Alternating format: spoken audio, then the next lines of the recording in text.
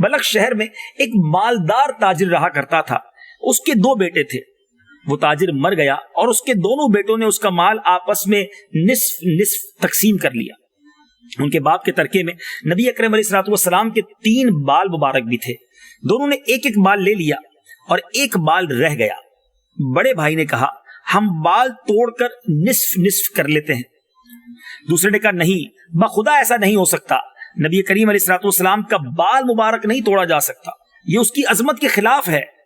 اب بڑے بھائی نے چھوٹے بھائی سے کہا کہ اچھا تمہیں بڑا محبت ہے, بڑا پیار ہے, ادب ہے, تم ایسا کرو کہ جو ترکے میں 3 موئے مبارک ملے سارے تم لے لو اور مال سارا مجھے دے دو. اس نے دنیاوی فائدہ دیکھا اور چھوٹے بھائی کے گویا عشق کو آزمایا. اللہ اکبر. پنجابی کا شعر ہے نا, عشق دے چلے ہی نمبر لے گئے, عقل مندہ ایویں عمرہ گالیاں. بعض اوقات عشق والے ایسے فیصلہ کر جاتے ہیں جو دل و دماغ میں نہیں آتے, لیکن اس کا نتیجہ ہی کچھ اور ہوتا ہے. ایک اور شاعر لکھتے ہیں نا, عقل والوں کے نصیبوں میں کہاں ذوق جنون, عشق والے ہیں جو ہر چیز لٹا دیتے ہیں. اب کیا کیا اس چھوٹے بھائی نے, تینوں موئے مبارک لے لیے, سارا مال اپنے بڑے بھائی کو دے دیا, کہا یہ خزانہ میرے پاس رہے گا. اب اس نے کیا کیا, روزانہ موئے مبارک کے سامنے کھڑا ہو کر درود پاک پڑھتا رہتا, درود پاک پڑھتا رہتا. اور بڑے بھائی اپنے کاروبار میں لگ گئے. اب اللہ کا کرنا ایسا ہوا کہ بڑے بھائی کا کاروبار ڈاؤن ہونا شروع ہوا, خسارہ ہونا شروع ہوا, اور چھوٹے بھائی کے مال میں اللہ نے برکت ڈال دی. اللہ اکبر. اور اب بڑے بھائی کا سارا مال و متاع وہ ختم ہو گیا. چھوٹے بھائی کا کچھ عرصے کے بعد انتقال ہو گیا.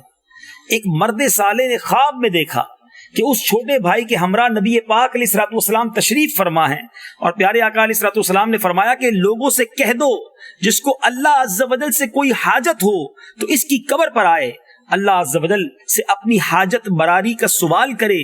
بس لوگ اس کی قبر پر آنے لگے, یعنی اس کی قبر پر لوگوں کی دعائیں قبول ہونا شروع ہو گئی, تانتا بن گیا.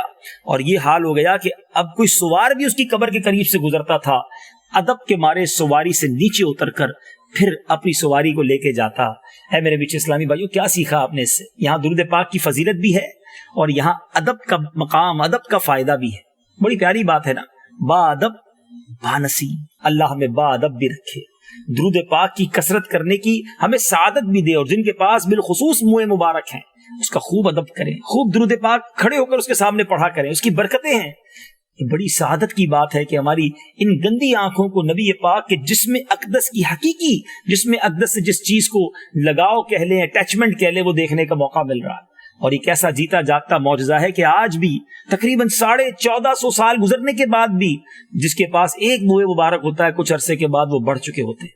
دیدار موئے مبارک کیجئے, درود پاک کی کثرت کیجئے اور برکتیں لوٹیے, اور ہمیشہ با ادب رہیے. اللہ مجھے اور آپ کو ہمیشہ با ادب رکھے, بے ادبی اور بے ادبوں کے شر سے محفوظ فرمائے. صلو علی الحبیب صلی اللہ تعالی علی محمد. مجھے اپنی اور ساری دنیا کے لوگوں کی اصلاح کی کوشش کرنی ہے.